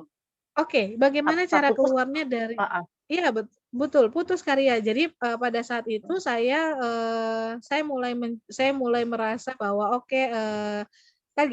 saya itu punya prinsip dalam menjalin hubungan, yaitu kepercayaan. Tadi yang sudah saya jelaskan bahwa kepercayaan itu adalah basic pertama dalam menjalin sebuah hubungan. Mungkin kalau saya tidak diberikan petunjuk sama Allah gitu ya, untuk dia diberitahukan bahwa ternyata dia selingkuh gitu ya, mungkin saya tidak akan keluar dari hubungan ini. Ternyata Allah melindungi saya dengan menunjukkan bahwa orang ini sudah mengacaukan kepercayaan saya, di mana prinsip dalam hidup saya adalah kalau sudah menjalani dengan satu orang, maka jalanilah dengan satu orang. Kalau sudah mulai bosan, maka selesaikanlah gitu ya. Akhirnya dia selingkuh gitu ya. Terus saya melepaskan saja dengan sangat gampang, karena menurut saya ini adalah waktunya saya untuk keluar dari hubungan yang tidak sehat ini gitu. Jadi saya merasa ini momen untuk saya keluar, dan saya akhirnya ketika dia bilang kita selesaikan saja hubungan ini, maka ya sudah, saya terima tanpa harus menego. Kenapa sih harus putus gitu? Kenapa sih harus minta? Kenapa sih ini? Yuk kita selesaikan baik-baik, enggak? Saya keluar dengan senang hati gitu ya. Walaupun memang kenangan-kenangan itu akhirnya tumbuh dengan kenangan buruk itu akan selalu ada gitu. Jadi alhamdulillah dijauhkan gitu ya, Kak ya, dengan yang betul sekali itu. Alhamdulillahnya dijauhkan.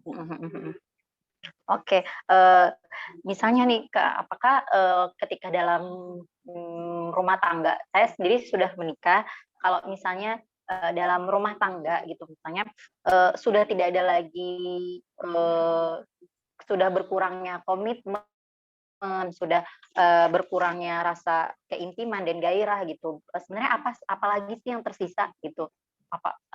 Apakah kita tetap harus maju hanya karena dengan komitmen aja gitu? Padahal sebenarnya mungkin keintiman dan gairahnya sudah nggak ada, misalnya kayak gitu. Gimana Kak? Boleh nggak ketika ketiga hal dalam Steinberg itu salah satu ada yang berkurang? Kalau menurut saya dari keempatnya itu adalah saling melengkapi ya. Jadi kalau seandainya kepercayaannya sudah tidak ada nih, sama keintimannya sudah tidak ada, tinggal komitmen sama satu lagi tadi apa? Saya lupa. Gairah. Nah, keintiman, tinggal gairah, komitmen. Iya, tinggal kalau gairah kan selalu berkaitan sama keintiman ya. Intiman. Oh, oke. Iya. Jadi kalau saling percayanya masih ada nih, tapi ternyata sudah tidak ada gairah gitu ya, gairah dan keintiman. tapi komitmennya masih kuat, maka biasanya yang akan dicari, yang akan kita lakukan terhadap pasangan kita adalah menumbuhkan cinta. Karena menumbuhkan cinta itu kan memang sulit-sulit gampang gitu ya. Tapi coba buat untuk menghabiskan waktu berdua dan mengingat kenangan-kenangan dulu waktu hidup, waktu sebelum menikah dan awal-awal menikah gitu ya. Jadi tumbuhkan lakukan kegiatan-kegiatan seperti pergi bersama gitu ya. Nah, yang tadi saya sudah jelaskan bahasa-bahasa cintanya, quality time bersama pasangan gitu ya. Even walaupun sudah punya anak, sempatkan untuk pergi berdua saja dengan suami gitu ya. Pergi berdua saja untuk bisa saling berkomunikasi satu sama lain dan menghadirkan keintiman serta kegairahan itu. Kalau seandainya kegairahan dan keintiman ada, komitmen ada, tapi ternyata kepercayaannya diputuskan gitu ya, ternyata dia merusak kepercayaan, maka yang harus dilakukan adalah dibicarakan, dikomunikasikan. Bagaimana nih komitmennya gitu. Bagaimana nih kamu sudah melanggar komitmen saya. Apakah kamu akan melakukan itu kembali gitu ya?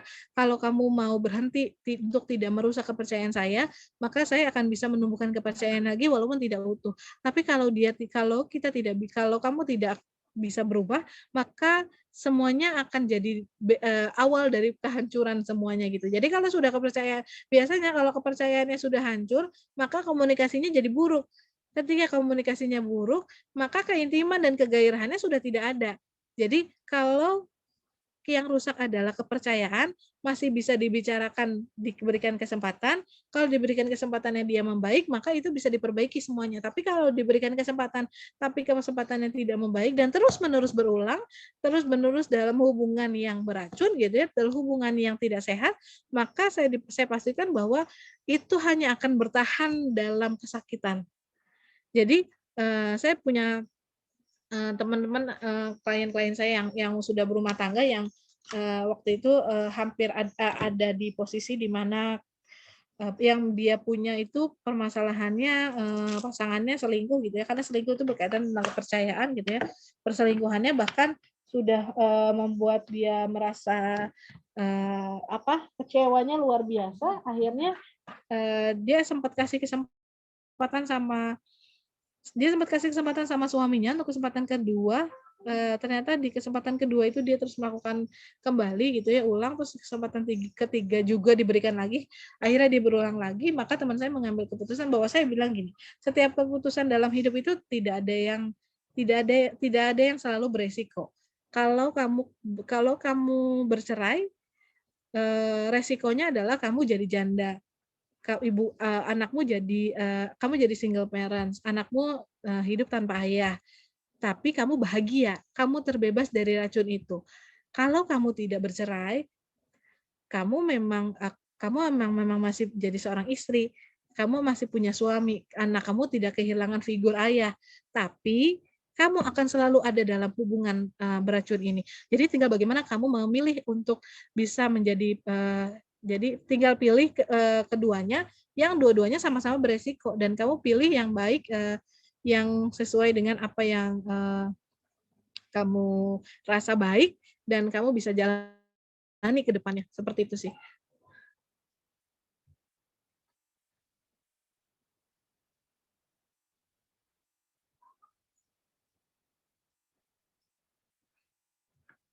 Masih di mute ya, Bu? Kak. Oh iya, maaf. Ya, saya mute sendiri. Untuk di sesi selanjutnya ini ada yang mau bertanya, saya bacakan ya beberapa di antaranya. Yang pertama, saya bacakan dari Rima ya. Assalamualaikum, Ibu, salam kenal. Saya Rimai, izin bertanya kenapa relasi antara cewek sama cowok nggak sepenuhnya real sebagai teman? Dan bagaimana cara mengatasi saat hati benar-benar jatuh cinta sama teman sendiri? Tuh, silakan Ibu dijawab. Wah, jadi gini ya, ada yang bilang kalau menjalin hubungan pertemanan dengan laki-laki itu nggak selalu murni berkaitan tentang pertemanan saja gitu ya. Nah, ini saya ingin membagi kisah kehidupan saya. Ini juga saya jalani gitu ya. Saya punya sahabat laki-laki yang dimana saya kenal dia itu sudah hampir 7 tahun yang lalu gitu ya.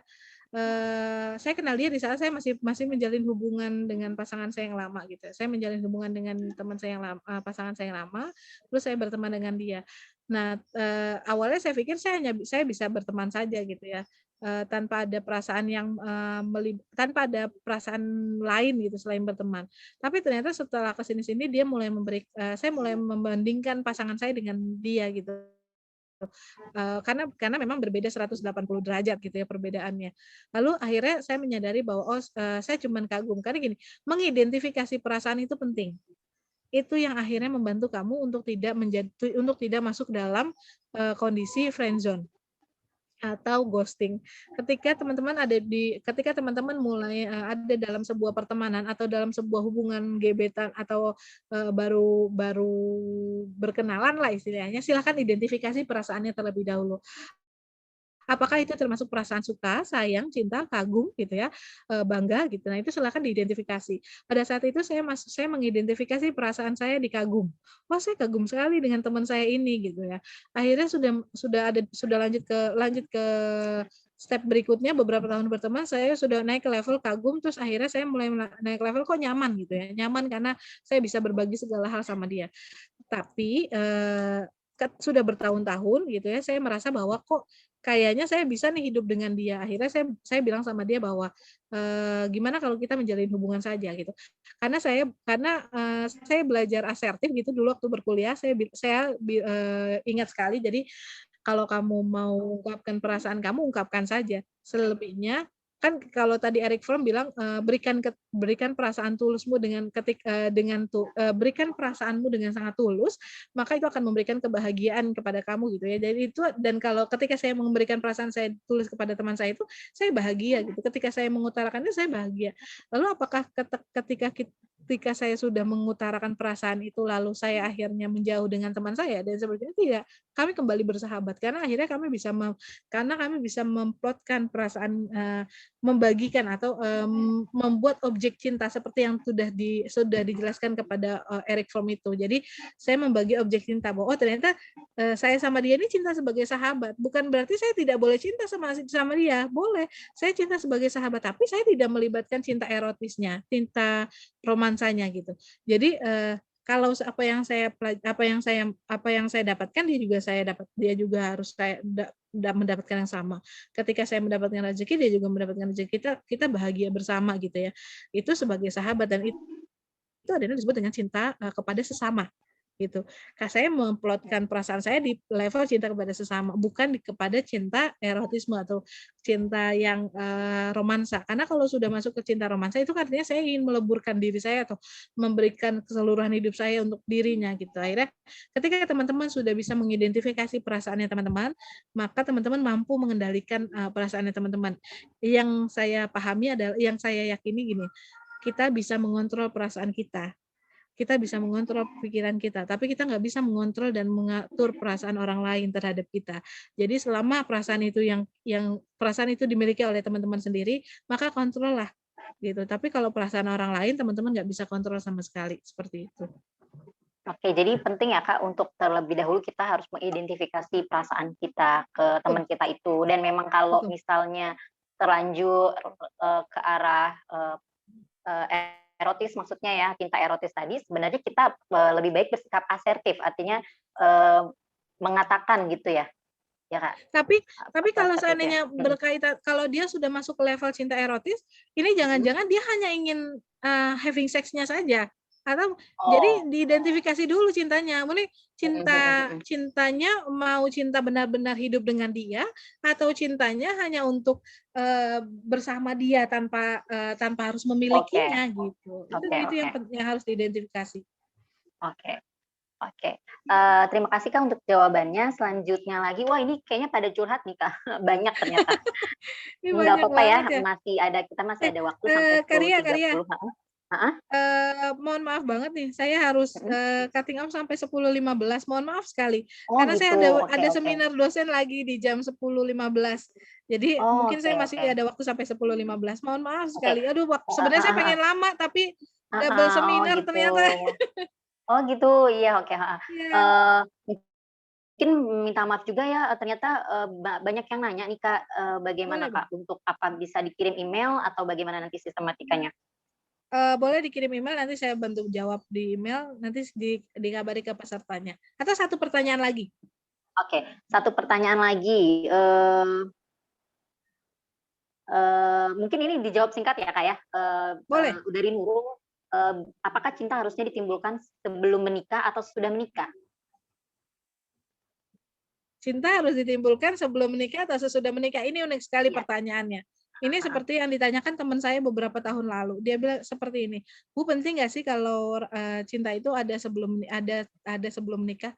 Buat saya, untuk saya bisa hidup dengan dia, kalau saya tidak bisa cinta, kalau saya tidak menumbuhkan cinta, maka saya tidak akan bisa hidup dengan orang yang tidak saya cintai gitu ya. Oke. Walaupun sebetulnya ada istilah ta'aruf itu adalah menikah dulu baru berpacaran dulu. Itu beda ya.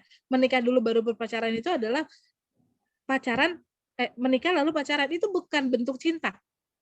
Mungkin saja teman-teman sudah menghadirkan cinta itu dalam ta'arufnya di awal sebelum akhirnya menikah, dan semakin tumbuh ketika menikah.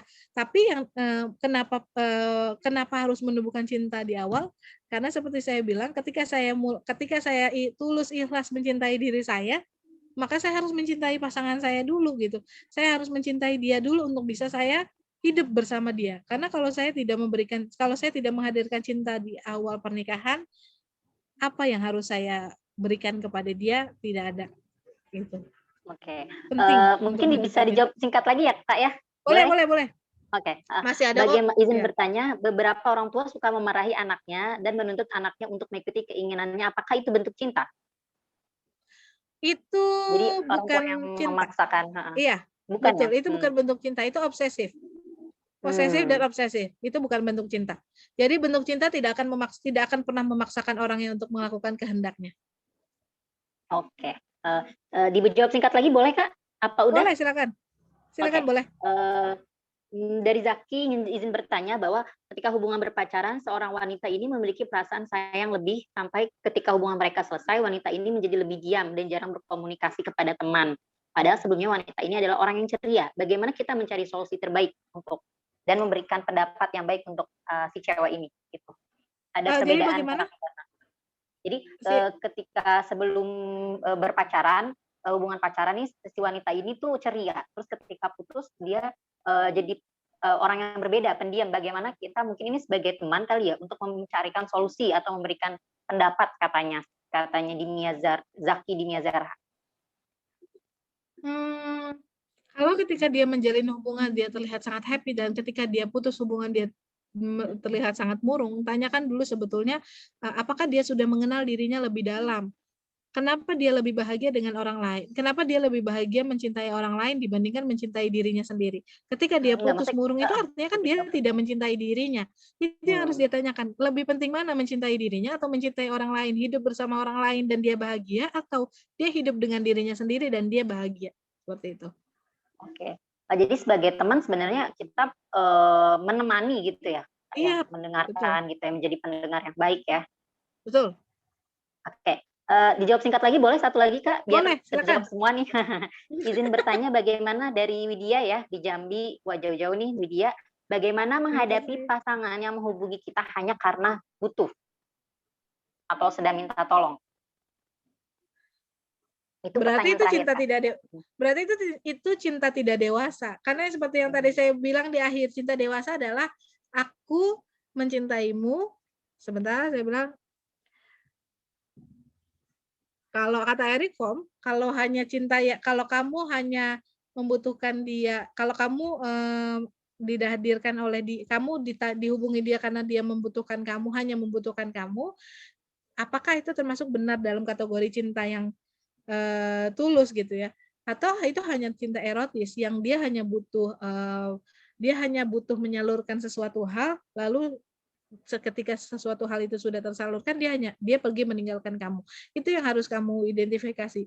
Apa yang dia berikan itu bentuk cinta seperti apa gitu. Jangan salah mengartikan bahwa ini yang harus saya pertegas ya. Jangan salah mengartikan bahwa ketika pasanganmu mengajak kamu untuk melakukan hubungan seksual itu disebut cinta. Itu tidak cinta, itu nafsu. Kalau cinta itu tidak akan merusakmu. cinta itu akan menghormatimu sampai kapanpun gitu. Jadi jangan salah mengidentifikasi cinta ya.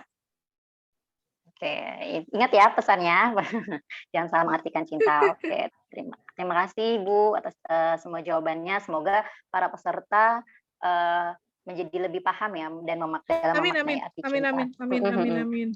Oke, jika memang saya bisa simpulkan bahwa ada beberapa tadi catatan saya, menurut Steinberg, cinta itu adalah keintiman, kepercayaan, komitmen. Sedangkan menurut Erich Fromm juga tadi menjabarkan banyak bentuk cinta, artinya ada cinta sesama, cinta kepada ibu, cinta erotis, cinta pada diri kita sendiri, self love, dan yang paling penting juga adalah cinta kepada Allah. Kastner juga menjelaskan komponen penting dalam menjalani komitmen, yaitu saling percaya, komunikasi, dan lalu keintiman sendiri itu adalah ada upaya untuk meningkatkan komitmen. Sekali lagi, pilihlah pasangan yang sehat untuk mendapatkan cinta yang sehat juga. Jadi penting untuk memilih pasangan yang sehat. Nah, saya tambahkan juga tadi adalah cinta dalam Islam, kata Nabi kita, kalau dalam agama kita ya Bu ya, ikatan iman yang paling kuat adalah cinta karena Allah gitu. Jadi mungkin dalam memilih pasangan yang didasari basicnya adalah cinta karena Allah. Gitu. Saya tidak dan kalau dari saya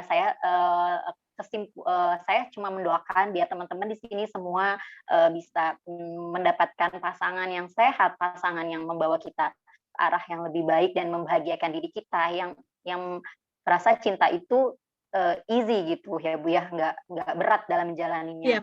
Seperti itu. Itu aja yang bisa disampaikan. Sekali lagi, acara ini bisa terselenggara dengan baik berkat perantara dan inisiasi dari teman-teman dari Menjadi Mekar, sebuah ruang untuk tumbuh konseling dan wadah bimbingan konseling sendiri. Untuk teman-teman di follow IG-nya @menjadimekar dan subscribe juga channel TV-nya ya, channel YouTube-nya di Menjadi Mekar Bersama. Banyak video-video inspiratif mengenai kuliah-kuliah online, mengenai top BK sendiri dan topik-topik mengenai aspek-aspek kehidupan. Selanjutnya juga Menjadi Mekar ini terbuka untuk berkolaborasi dengan sekolah-sekolah, pihak-pihak sekolah untuk memberikan pelayanan pribadi, sosial, belajar dan juga karir. Silakan sekali lagi silakan kunjungi IG-nya @menjadi mekar. Untuk sertifikat diberikan kepada peserta apabila sudah mengisi link presensi. Sekali lagi jangan lupa untuk mengisi link presensi. Akhir kata, saya ucapkan terima kasih lagi sekali lagi untuk Mbak Siti. Sekali lagi terima kasih. Sayangnya kita sudah ada di penghujung acara. Terima kasih juga atas perhatian dan kerjasamanya untuk hadirin semua, untuk para peserta. Mohon maaf atas segala kekurangan. Semoga ilmu yang kita dapatkan saat ini bermanfaat di masa yang akan datang. Wassalamualaikum warahmatullahi wabarakatuh. Sampai jumpa di lain kesempatan. Terima kasih semuanya Menjadi Mekar. Terima kasih Karya. Terima kasih teman-teman semuanya. Sampai bertemu kembali.